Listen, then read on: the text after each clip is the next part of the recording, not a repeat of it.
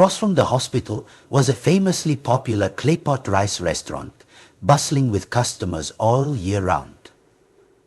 At every mealtime, a long line of people snaked outside its doors.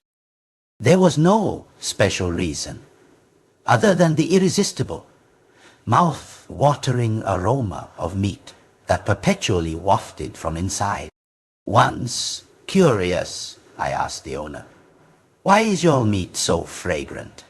He just smiled without a word.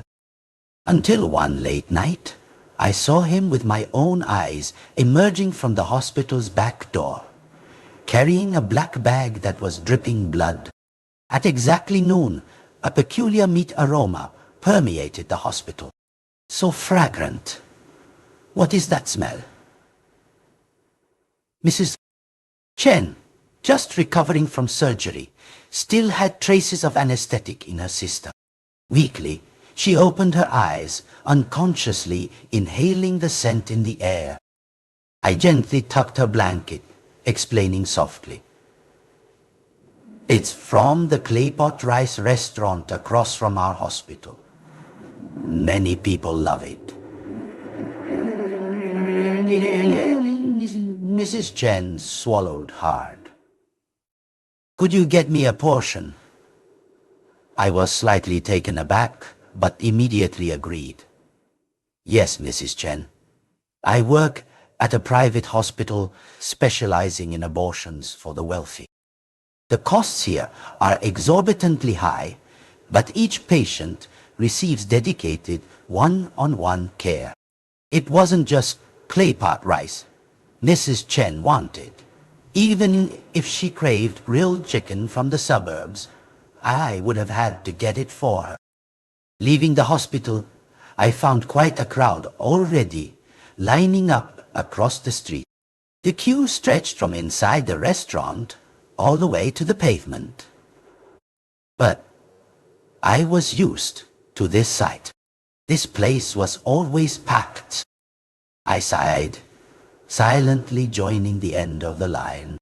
The restaurant owner was a woman in her 40s, always wearing a faded but spotlessly clean apron. With each repeated motion of lifting the lid, the sizzling aroma of sausage from the clay pot filled the air. I took a deep breath. The familiar scent grew even stronger. Half an hour later, I carried the claypot rice back to Mrs. Chen's room. Seeing me, she slowly sat up. I quickly helped her, opened the container, and placed it in front of her. Mrs. Chen glanced at it, frowning slightly. "Doesn't look like anything special," she pouted, her earlier enthusiasm gone. "Indeed, from the outside, this takeaway meal doesn't look much different from others." I pretended not to notice her attitude, skillfully stirring the rice in the bowl. A wisp of white steam rose, mingling with the sweet, fresh scent of meat. The woman, who had been listless moments before, suddenly showed interest. She took the spoon, tasting it cautiously. I subtly noticed a fleeting look of surprised delight replace the doubt on her face. Eating to the very last spoonful, Mrs. Chen's eyes slightly narrowed, a picture of profound satisfaction. A few days later, Mrs. Chen was discharged.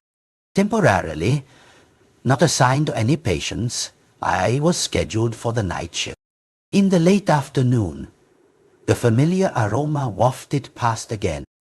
Honestly, despite buying the claypot rice countless times, I had never tasted it myself. With that thought, I stood up and walked out of the hospital. Outside, a fine drizzle was falling. I didn't turn back for an umbrella, but plunged straight into the rain, quickly crossing the street.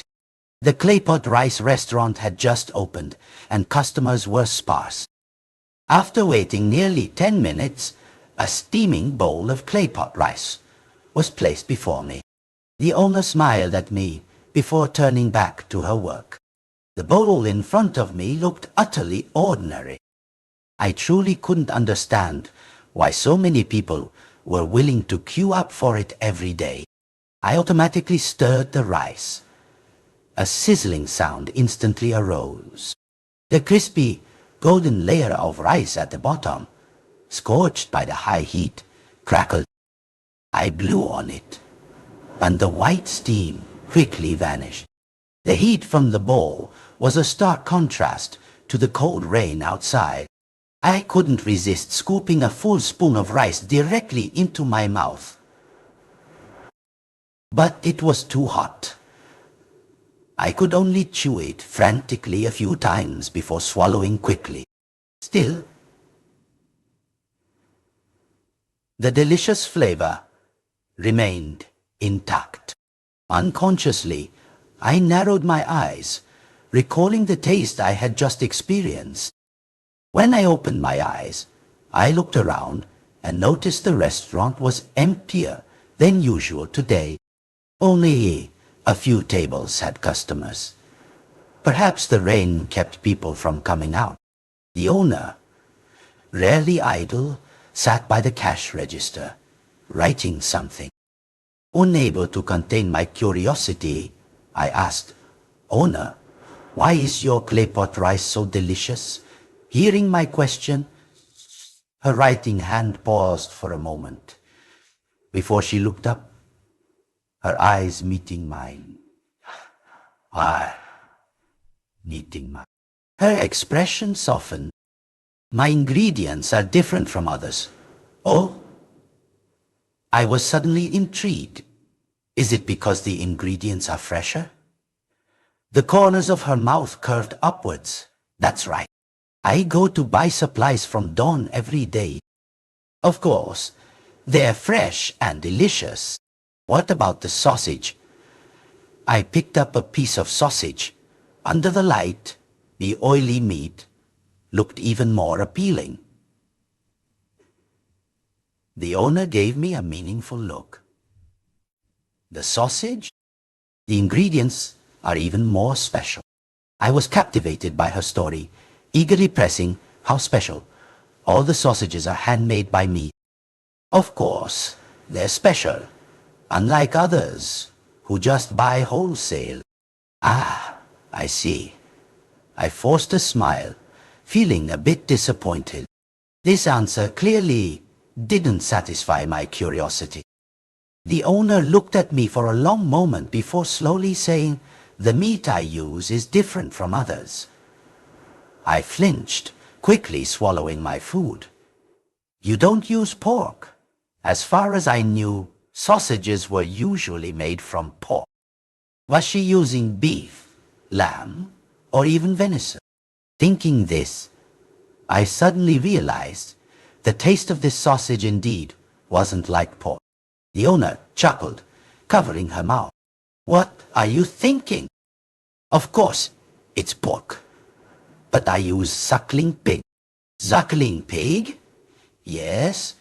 The owner narrowed her eyes, recalling and sighing with satisfaction. "Newborn piglets, their meat is the cleanest and tenderest. Adult pigs can't compare." I had never eaten suckling pig, so I didn't know what it tasted like. I nodded, feigning full understanding. "So that's it. No wonder it doesn't taste like regular pork." I continued eating and chatting casually with the owner. Just as I was about to leave, the rain outside suddenly grew heavier. I hesitated at the doorway. "If only I'd brought an umbrella," I muttered to myself. "The nurses at our hospital take turns going out for lunch. If I didn't get back in time, they'd go hungry." Just as I was deliberating, the owner handed me an umbrella. She smiled and said, "Take it. You can return it next time." The owner knew I worked across the street, so returning the umbrella would be convenient. I eagerly accepted it, gratefully saying, "Thank you. I'll bring it back after my shift." With that, I hurried back to the hospital. That evening, my colleagues left one by one, I stayed alone for the night shift. The vast reception area only had a few lights on. The light wasn't as bright as during the day. I sat listlessly on a chair, sleepiness washing over me. I yawned continuously, my eyelids slowly closing. Oh, by this time, on any other day, I would have been asleep long ago. Thinking this, I stood up, intending to go to the restroom to splash water on my face and wake up. Just then, the sound of a door opening echoed from the end of the corridor. In an instant, I was wide awake. Could a patient have gone out to use the restroom? No, that's not right. I immediately dismissed the thought. All the patient rooms had private restrooms. No one usually used the common one. However, it wasn't impossible for a few patients to go out for some fresh air at night. After grabbing a flashlight from the drawer, I slowly walked into the corridor. Only the night lights were on, so it was quite dark without the flashlight. I thoroughly checked the inpatient treatment area, but found nothing unusual. Further inside were the medical waste room and storage room.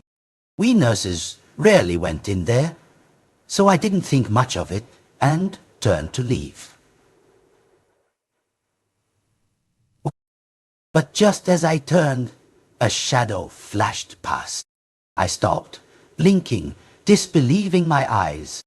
"Who's there?" I whispered into the darkness. My voice trembled slightly with nervousness. Paralyzed by fear, my body stiffened on the spot. Oh! Finally, after some hesitation, I decided to approach and investigate. After all, if anything happened tonight, the on-duty staff would certainly not escape responsibility.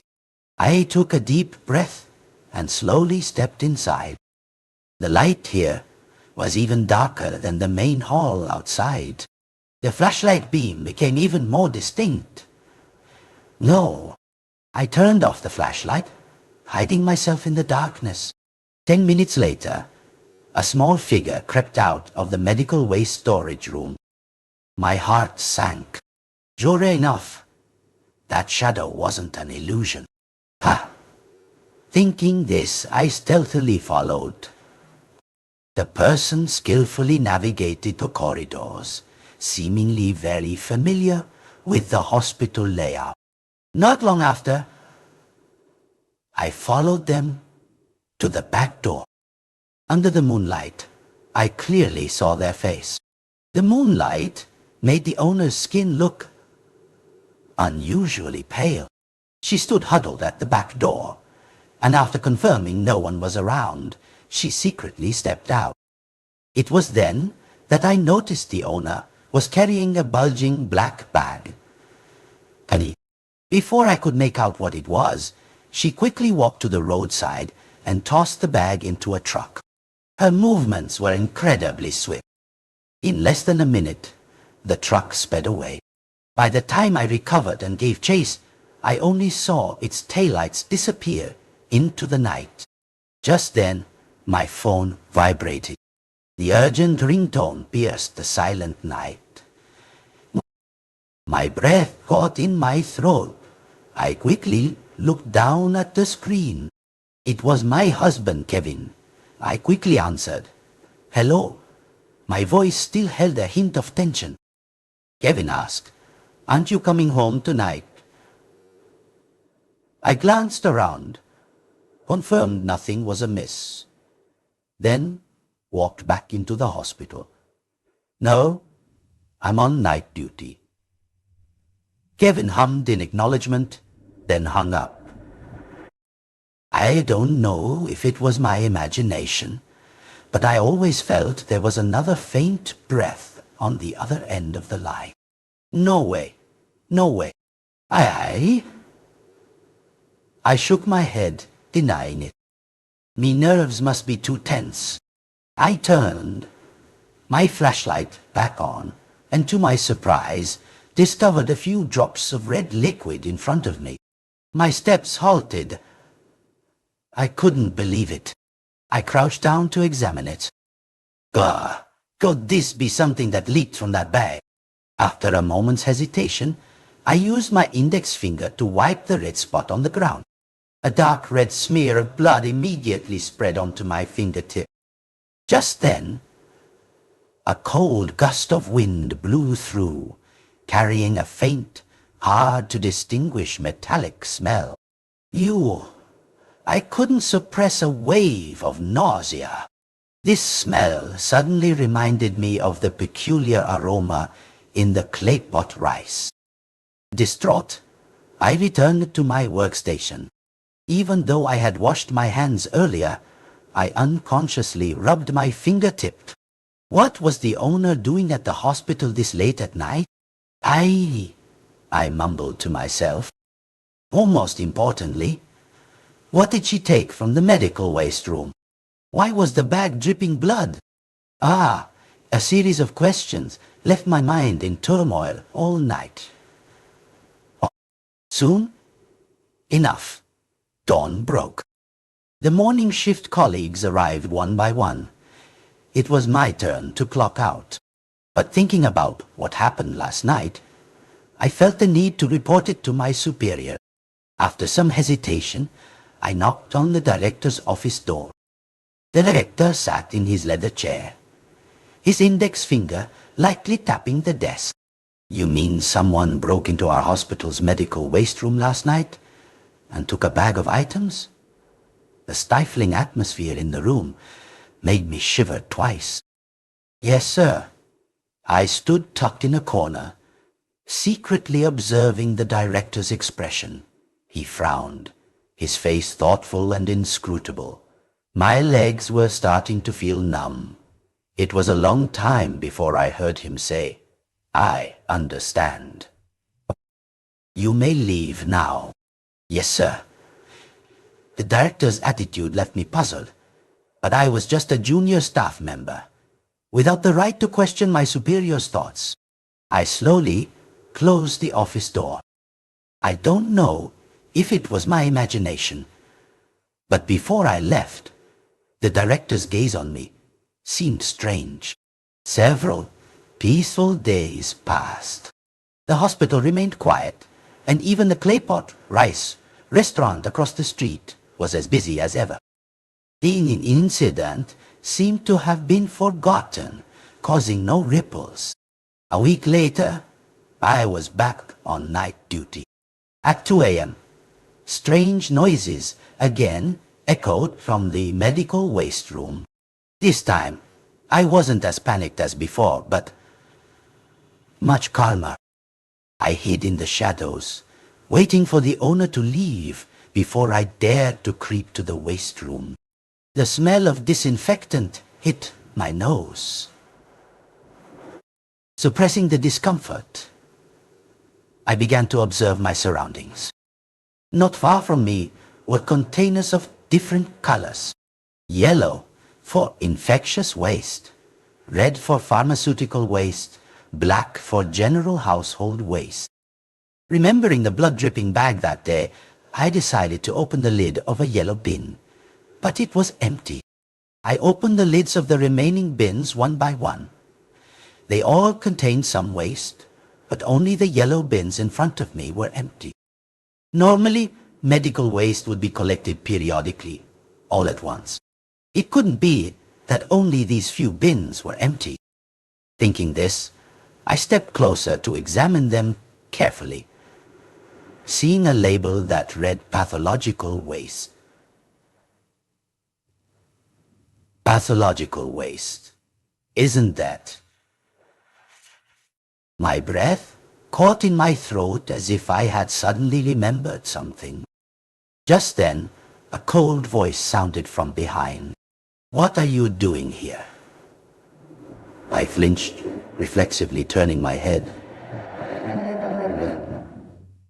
The director stood at the door, his eyes coldly fixed on me. "Director?" I stammered, trembling. The director's deep voice resonated again. "Mia, what are you doing here?" I cautiously replied, "There was something unusual here earlier. I just came to check." The director looked at me. Then his eyes scanned the surroundings. The smell of disinfectant in the air grew stronger. Realizing this was not the place to talk, he immediately turned and left. "Come to my office?" "Yes, sir." I bowed my head and followed the director back to his office. The white, fluorescent light overhead cast a pale glow on people's faces. I pressed my lips together, standing awkwardly to one side. The director looked at me, then suddenly spoke. "The issue you mentioned before, I've investigated it thoroughly." I looked up, accidentally meeting his gaze. He looked down, flipping through a few pages of documents in his hand, and continued. "It's like this. Our hospital produces quite a lot of waste. Sometimes we can't wait for the regular collection, so we pay Mrs. Chen across the street to help us dispose of it." As he spoke, he handed me the documents, which detailed the times of each disposal. I saw that it was indeed once a week. But I thought of the empty pathological waste bins, which originally contained tissues after abortions. An outsider taking them away without authorization was a violation of regulations. "Mia!" The director called my name in a louder voice. He looked at me deeply, his tone brooking no argument. "This matter ends here. You may leave." I pursed my lips, but in the end said nothing more. "Yes, sir." The next day, when my colleague came to take over my shift, she picked up an umbrella from the corner of the room, curiously asking Mia, "Is this yours?" I was startled and then realized, "Oh no! This is the umbrella the restaurant owner lent me last time. I can't believe I forgot to return it. It's been so long. I hope I haven't inconvenienced her." Thinking this, I quickly grabbed the umbrella and rushed out of the hospital. It was morning, and the Claypot rice restaurant wasn't open for business yet, but the door was wide open. The owner was preparing things inside. I approached, handing her the umbrella. "I'm so sorry. I forgot to return your umbrella." Hearing this, the owner looked up at me. She put down her cleaning rag and calmly said, "It's all right." I felt a little embarrassed. Seeing her cleaning, I offered, "Let me help you." The owner remained silent. I observed her expression, and seeing no reaction, I assumed she agreed. So I took another cleaning rag and helped her wipe the tables and chairs. The owner just stood silently, watching me. I thought she might be angry about the umbrella and was about to explain. Suddenly, she turned, pushed aside a curtain, and walked into the back kitchen. "Come in." I stopped my half-finished wiping. Realizing she was talking to me, I quickly followed. The owner put on an apron herself and then squatted down to arrange ingredients. I stood awkwardly in the corner, my eyes involuntarily glancing around the kitchen. The environment here couldn't be called immaculate, but it wasn't dirty either. The walls and stove showed signs of cleaning, but after long use, some stains were inevitable. It was clear the owner was a clean person. Just then, the owner suddenly stood up. She reached for an iron basin from a shelf and laboriously carried it to the stove. I secretly peeked inside and saw it filled with finely minced meat, pink and tender. The owner added seasonings while muttering, "Garlic, ginger, salt, white wine, soy sauce, ground pepper." Since entering, I felt like I had become invisible. I didn't understand why the owner had called me in here. I was hesitating whether to leave when the owner called out to me. "I heard you saw me a few times at the hospital." The phrase I heard was cleverly used. Only the director knew about this. He must have told the owner. I suddenly felt awkward, not knowing how to reply. So I forced a laugh. "Just a misunderstanding, really. A misunderstanding." The owner said nothing, her hands continuously mixing the meat filling. The small kitchen was suddenly filled with the fragrant aroma of spices. It truly was a misunderstanding. I just went in to help dispose of waste, and I didn't expect you to see me. But you're on duty. It's good to be careful." As she spoke, she pointed to the meat filling. "Oh, by the way, don't you love my sausages? I'm making a new batch now. I can show you how to do it." The sudden change of topic caught me off guard. Before I could reply, the owner asked me to get the sausage casings for her. "They're in the cabinet behind you." "Yes, ma'am." I snapped back to reality and quickly agreed. Behind the owner were a large refrigerator and a storage cabinet. I wasn't sure which one she meant. Seeing the refrigerator was closer, I opened it. Inside, it was filled with all sorts of ingredients. I didn't know what to take. Just then, the owner suddenly looked up, her eyes fixed on me. She slammed the refrigerator door shut. "The sausage casings aren't kept in the fridge. They're in that storage cabinet over there. Sorry." The owner's abrupt change of demeanor startled. She threaded the sausage casings into the machine, and it began making sausages. To the noisy whirring of the machine, the meat filling was continuously stuffed into the casings, forming long sausages. Seeing that it was getting quite late, I spoke up. I should probably head home now. I was on duty all night yesterday. I'm really tired." Perhaps she noticed the exhaustion on my face. The owner didn't try to keep me. She nodded and continued to prepare ingredients. I pretended to be calm as I walked out of the restaurant, but my legs didn't start shaking until I was 100 meters away. I leaned against a tree by the road, trying to steady myself. If I wasn't mistaken, the owner's refrigerator contained umbilical cords and placentas. As a nurse, I was all too familiar with those things.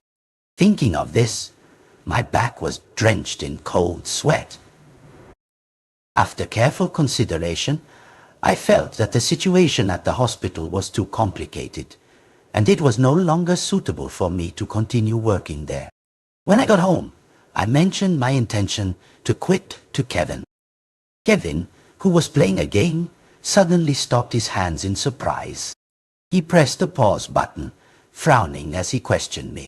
"Why?" I gaped, but couldn't bring myself to voice that bizarre reason. "Until..." Before I could answer, Kevin continued, "If you quit, we won't have any income." His obvious remark made me laugh in anger. Kevin had been fired a year ago, and despite interviewing at a few companies, he hadn't had any results. Luckily, the hospital paid quite well, and I had been supporting him all this time. Perhaps seeing my sour expression, Kevin suddenly realized his attitude was problematic. He took off his headphones, leaned in, and patted my shoulder. "Oh, is your job not going well lately?" I nodded slightly. "You could say that." He was silent for a moment, then advised, "Try to hold on a little longer. I just got an interview notification. Once I start working, you won't have it so hard." Kevin's words ignited a spark of hope in me. I immediately brightened, Really? Kevin smiled. Really? That's great. Thinking of leaving the hospital soon, I excitedly hugged Kevin tightly. His body stiffened for a moment, but then he gently embraced me back. The next day, as I passed by the Claypot rice restaurant, I found a notice on the door. Sincerely apologize, the restaurant is temporarily closed. Reopening date is undetermined. This caused no small stir in our hospital. After all, the food here was always at the top of patients' must-have list. Recalling what I had seen in the refrigerator that day, my stomach churned with nausea. This unpleasant feeling lingered until the afternoon. So the afternoon. My colleague looked at me suspiciously. You're not pregnant, are you? Before I could understand, I blinked and asked, pregnant with what? She pointed at my belly. A baby? What else? I couldn't believe it. I placed my hand on my stomach, gradually starting to suspect. No way. I haven't had my period for a while, but that's not unusual. My busy work schedule leads to irregular routines, which can easily cause hormonal imbalance. There were times before when I didn't see my period for several months, but just to be safe, I still went for a checkup. The test results came back very quickly. The paper clearly stated I was indeed 10 weeks pregnant. An indescribable emotion suddenly welled up. Kevin and I had been married for 3 years, but hadn't been able to conceive. Though he didn't say it outwardly, I knew he deeply longed for a baby. Because of this, I specifically asked for leave, wanting to go home early and break the happy news to Kevin. Perhaps with this baby, Kevin would become more ambitious. But when I opened the door to our home, the smile on my face immediately vanished. In the hallway, Kevin's clothes and those of another woman were strewn about. Trying to appear calm, I walked to the bedroom door. A sweet voice echoed from inside. What if your wife comes home? Kevin's voice was low and rough. She won't be back. The woman's coquettish giggle pierced my eardrums like a needle. My hand trembled as I gripped the doorknob. With a slight turn, I would see the most humiliating scene. Just as I was frozen, "Give me a child, darling." Just beyond the wall, Kevin's voice suddenly became gentle and hoarse. I recoiled, as if electrocuted. How long had it been since Kevin spoke to me in that tone? It seemed like it was in our second year of marriage. At that time, we had been trying to conceive for over half a year, but still had no child. Eventually, we had to go to the hospital for a checkup. The doctor then called me into the examination room privately. She gently informed me that Kevin suffered from congenital oligoasthenospermia, and it would be very difficult for him to have children. To protect Kevin's self-esteem, I could only tell him that the problem was with my body. At first he said nothing, but later I noticed our relationship becoming increasingly distant. Thinking of this, I gently stroked my belly. This baby, after all, had come at the wrong time. I didn't disturb the two in the bedroom, but quietly retreated, as silently as if a third person had never returned. Outside, I hid in the emergency exit. It was pitch dark here, with only the green exit sign emitting a faint glow. I looked around blankly. Just then, my eyes caught my distorted reflection on the glass of the fire extinguisher box. I still hadn't told Kevin about my pregnancy. Not only that, I had secretly scheduled a surgery. But what I didn't expect was to encounter someone I never would have before the operation. In the hospital, A clear bell-like laugh drew my attention. My heart tightened. I scanned the area. A woman in a black and white uniform, wearing slender high heels, looked as if she was taking advantage of her lunch break to come here. I couldn't help but walk over and softly ask, "Excuse me, do you need any help?" The woman waved her hand. "No, I'm not here for surgery. Just picking up some test results during my break." I followed up. "So you work nearby?" She nodded. "Yes, right in front, at the Golden Tower building." With that, she pulled out her phone to snap a photo of her test results. I glanced over, accidentally seeing a familiar profile picture. My heart pounded. It was Kevin's avatar. I knew it all too well. At this moment, I forced a stiff smile. "Are you pregnant?" Hearing the question, the woman's expression immediately softened. "Yes, I'm pregnant." I don't know what the other party replied, but she no longer paid attention to me and quickly left. I immediately checked her medical records. It stated she was 6 weeks pregnant. Scrolling up, the woman was 34 years old, exactly 6 years older than Kevin. My throat tightened. A wave of nausea surged again. That evening, when I got home, it was rare to see Kevin waiting for me at the door. His eyes sparkled with joy. "Mia, I got an offer." "Oh?" I raised an eyebrow, neatly putting away my shoes. "Which company? What a coincidence. It's near your place." A thought suddenly flashed in my mind. I interrupted him.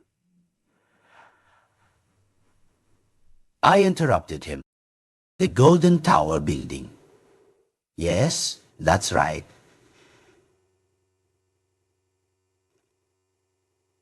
Kevin's eyes.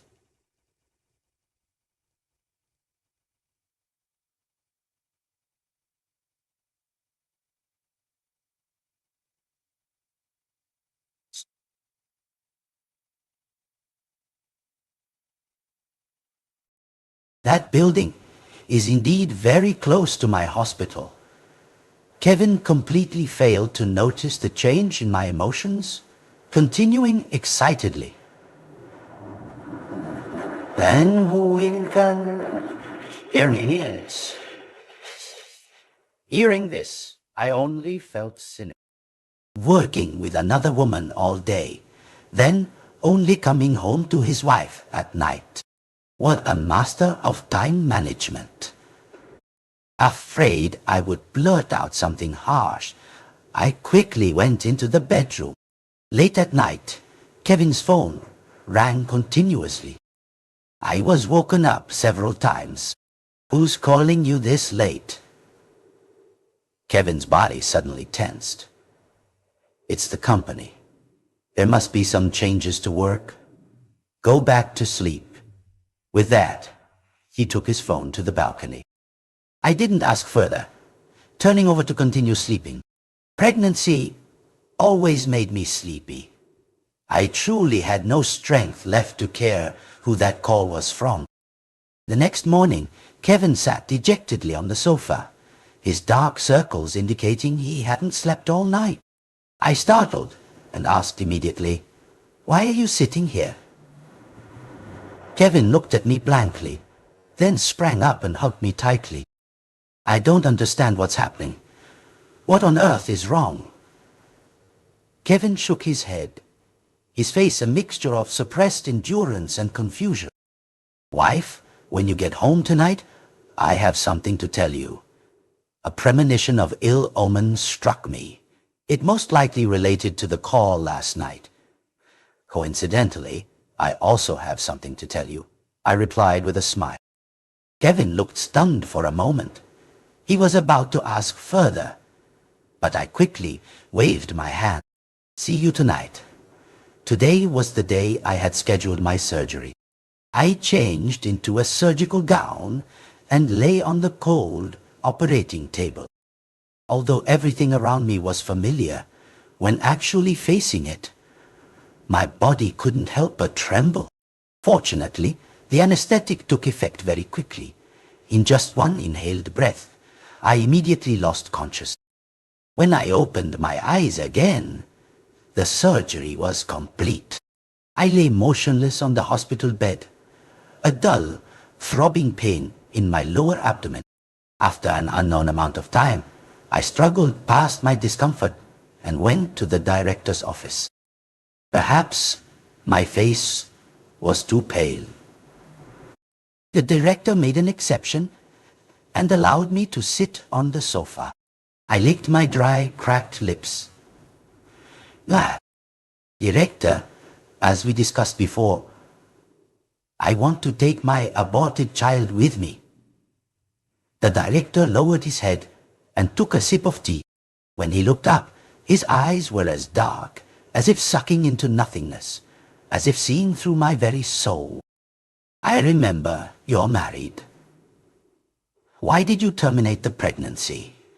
I unconsciously clenched my hands, choking out. I can't say. It's my private matter. The director was silent for a moment, not pressing further, only saying normally, the hospital does not allow patients to take such things with them. But his tone shifted. Since you submitted a special request and are a nurse at this hospital, I will make an exception for you to take it. Hearing this, I gratefully nodded. Thank you, Director. The director's lips always held a faint smile. Even after I left his office, his eyes remained fixed on me, making me feel uneasy and uncomfortable. Since I had taken leave today, I went home after the surgery in the afternoon. When I got home, the house was empty. Not a soul in sight. I didn't know where Kevin had gone. I carried the vegetables I had just bought from the market and walked straight into the kitchen.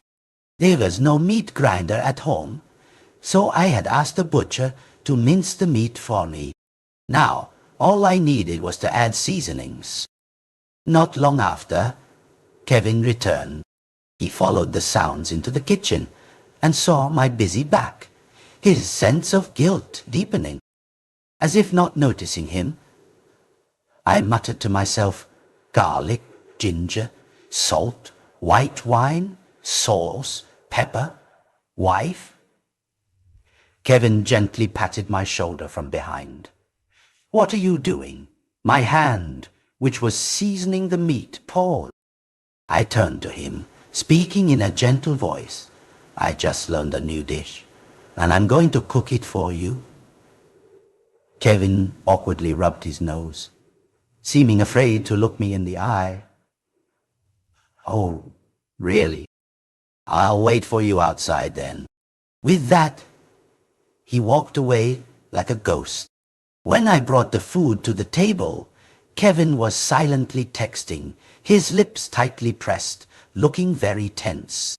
I placed the bowls and chopsticks in front of him. Who are you chatting with so intently? Kevin flinched, quickly flipping his phone screen down. After many years together, I knew this was how he acted when he had something to hide. I didn't expose him but sat down and ate as if nothing had happened, putting a piece of sausage into his bowl. Try it and see how it tastes. Kevin hummed softly, then lowered his head to eat. I smiled. The only sound at the dining table was chewing. When we were almost done eating, I went straight to the point. By the way, what was it you wanted to tell me? Kevin swallowed hard, an oily stain at the corner of his mouth. Suddenly, I felt an inexplicable wave of nausea. How could I have endured this selfish man for so long? He casually wiped his mouth with his hand. Then Hen hesitantly said, Mia, we've been together for a long time, and we still don't have children. Observing that my expression was normal, he continued, I know my parents really want grandchildren, and my family needs an heir. So, how about we break up? Kevin's words today were entirely within my expectations. I didn't hesitate for a moment. All right. Kevin's eyes lit up. He must have expected to have to work hard to persuade me, only to find me agreeing immediately. He pulled out a ready-made divorce agreement and handed it to me.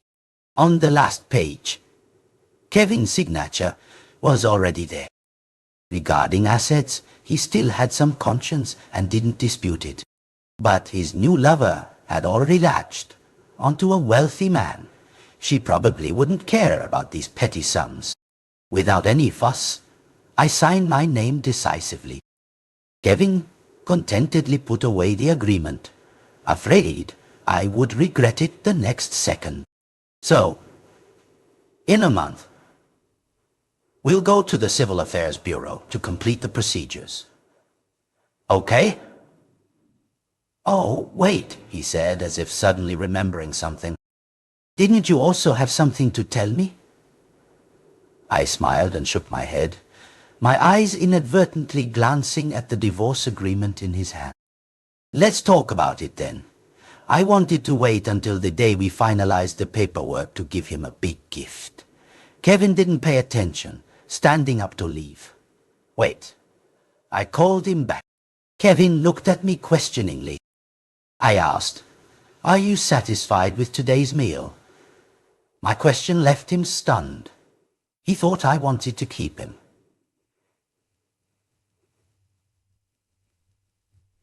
Kevin looked at me with pity, but in the end, still praised it. It was delicious. I smiled, my eyes never leaving him. As long as you like it. Kevin felt a chill down his spine under my gaze. He forced two laughs, hastily finding an excuse to leave. I knew he was eager to report to his other woman, but I didn't care. Looking at the completely empty plates, my heart felt incredibly pleased. When I returned to work at the hospital, the Claypot rice restaurant across the street suddenly reopened. The owner was cleaning while humming. Seeing me, she gave a relaxed smile. Good morning. I unconsciously smiled back. Good morning. I clearly felt that the owner's attitude towards me had changed, though I couldn't pinpoint exactly how. A month later, Kevin and I met in front of the Civil Affairs Bureau. I arrived first and waited for nearly 10 minutes before Kevin leisurely approached.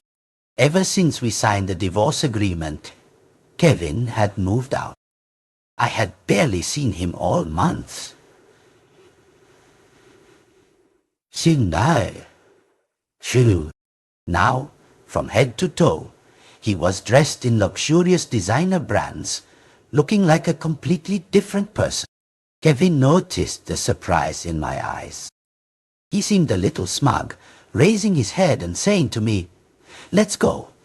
He and I entered the Civil Affairs Bureau one after another. There weren't many people today. We quickly received our divorce certificate. Holding the green booklet in his hand, Kevin was eager to leave. Wait, I called out, and his steps halted. He turned back, looking puzzled. Is there something else? Of course, there's something I need to tell you. As I spoke, I slowly approached him. Kevin looked at me warily, his face full of suspicion. Mia, are you regretting it? Hearing this, I burst into delighted laughter. Under his confused gaze, I slowly said, Kevin, there's something I've never told you.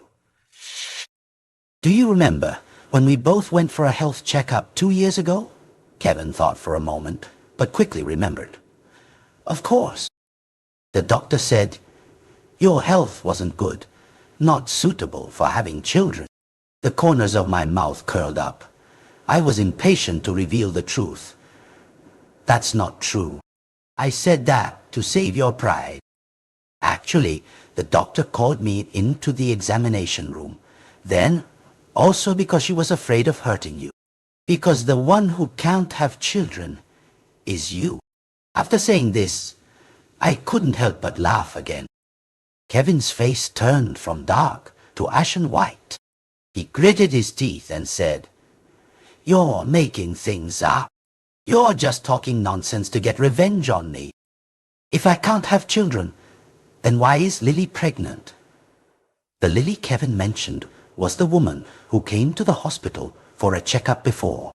He no longer bothered to act, frankly admitting his affair during our marriage. I said coldly, why would I lie to you? Go get yourself checked at the hospital, and you'll know. And who knows, maybe that baby isn't even yours. You're being played for a fool without even realizing it. Kevin, who had always longed for children, completely lost his composure when I said that. You're deliberately trying to provoke me, he trembled, pointing his finger at me, mumbling. Mia, could it be that you still love me, and that's why you're trying to anger me like this? I rolled my eyes, then slapped the ultrasound results against his chest. I went for a checkup and found out I was pregnant. Kevin's face lit up with joy. My child! I nodded, then couldn't help but tell him the cruel truth. Kevin, you still don't know, do you? I came home that day wanting to tell you the good news, but what awaited me was the sight of you and that woman in bed in our bedroom. It was disgusting. Speaking of this, my eyes stung slightly, but luckily, I don't think the baby would want a father like you. Kevin seemed to guess something. He couldn't believe it. What do you mean? I calmly replied. I had an abortion. On the very day we signed the divorce papers. Hearing this, Kevin almost couldn't breathe. Mia, you're too heartless. That was our child, after all. How dare you secretly abort it? I crossed my arms. I said everything I needed to say. The rest is up to you. With that, I ignored Kevin, walking straight out and leaving him stomping in anger, alone. Hearing my words, Kevin didn't hesitate for a moment, immediately rushing to the hospital for a checkup. The results confirmed that he indeed suffered from oligostenospermia, but the doctor even specifically emphasized that congenital oligostenospermia makes it very difficult to have children. In that moment, Kevin's whole world seemed to collapse. If that was the case, could Lily's child really be his? After all, getting pregnant so quickly seemed suspicious. He couldn't unjustly raise someone else's child. Thinking this, Kevin began secretly investigating Lily. To his surprise, he actually unearthed a few things. Lily had a sugar daddy, a rich man over 50, and their relationship had lasted for several years. Kevin was both angry and anxious, directly reporting this to the rich man's wife. That wife was also a ruthless character, directly forcing Lily to return all the money she had spent on her over the past few years. Kevin told me all of these things. During this time, he kept texting and harassing me, saying he was wrong and wanted to get back together. I found him repulsive and blocked all his contacts. Later, he even came to the hospital and blocked me several times. I directly called the police to handle it. My colleagues, upon learning of my story, were even more agitated than I was. I comforted her. It's all over now. Moreover, Kevin had lost everything. His dignity and his wealth. All the designer items Lily had given him before were also taken back. About half a month later, I received a patient. Lily came to our hospital again to schedule surgery. She looked much more haggard than before. You're that nurse from before, aren't you? Lily seemed to recognize me. However, it appeared she didn't know I was Kevin's ex-wife. I said nothing, just smiled and nodded. Lily's pregnancy had been discovered by the rich man's wife. Regardless of who the baby's father was, she couldn't let this child be born. I smiled and placed the anesthesia mask over her head. Under Lily's anxious gaze, I leaned close to her ear and whispered, "Miss Lily, didn't Kevin tell you? His ex-wife works at this hospital." Lily's eyes widened. She unconsciously took a deep breath of the anesthetic. Soon enough, before she could even struggle, she lost consciousness. Looking at the woman who had fallen into a deep coma in front of me, I stood up and made way for the surgeon. When Lily woke up, she was already lying in a hospital bed. I was adjusting the room temperature for her. Seeing me, she sat up in fright. I reminded her, "Miss Lily, please be careful. You can't sit up yet." Lily's lips were pale. "Why are you here?" "I'm a nurse here. I'll be taking care of you for the next few days." "No need," she refused without thinking. "Get someone else for me." I had anticipated she would say that, and calmly replied, "All the other nurses are busy. It's just me." Her expression changed continuously. "I don't need you to take care of me." Seeing her stubbornness, I said frankly, "Miss Lily, I am professional and impartial. Taking care of you is my job. Besides, this is a society of laws. What could I possibly do to you?" Lily was hit hard by my words and reluctantly gave in. She collapsed onto the bed, silently accepting the hospital's arrangements. That evening, I brought her a portion of rice. Lily, too shy to ask me, had been starving all day. She ate voraciously, heedless of her image. I sat beside her, interjecting at an opportune moment. "Do you know what kind of rice this is?" Lily looked up, bewildered, her eyes full of suspicion. I slowly explained, "Claypot rice. Don't you know?" Lily suddenly thought of something. Her face changed dramatically, and she even ran off the bed barefoot. Soon enough, pathetic retching sounds came from the bathroom. I leaned against the door, my tone full of mockery. "Miss Lily, is it not to your taste?" Kevin, on the other hand, found this dish very delicious. Lily sat exhaustedly on the floor. "You're a pervert! Pervert?" I laughed instead of getting angry. "I think compared to a mistress who likes to interfere, I'm not even worthy of being called a pervert. Besides, it's just a simple portion of claypot rice." "Why such a big reaction?"